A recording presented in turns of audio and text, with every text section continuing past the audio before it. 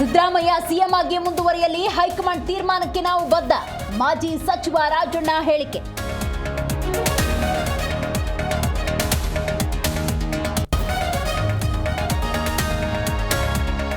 RSS ಪಥ ಸಂಚಲನ ನಿರ್ಬಂಧಕ್ಕೆ ತಡೆ. ಸರ್ಕಾರಕ್ಕೆ ಭಾರಿ ಮುಖಭಂಗ. ಮೇಲ್ಮನವಿ ಸಲ್ಲಿಸಲು ಗೃಹ ಇಲಾಖೆ ನಿರ್ಧಾರ.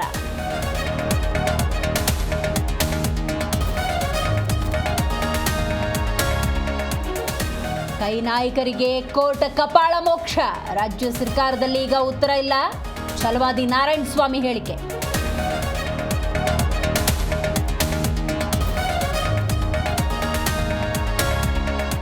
ನಿಲ್ಲದ ಫೈನಾನ್ಸ್ ಕಿರುಕುಳ. ಲೋನ್ ಕಟ್ಟದಕ್ಕೆ ಹಸುಗಳನ್ನ ಎಳೆದೊಯ್ದ ಸಿಬ್ಬಂದಿ. ಶಿವಮೊಗ್ಗದ ಸಿದ್ಲಿಪುರದಲ್ಲಿ ಘಟನೆ.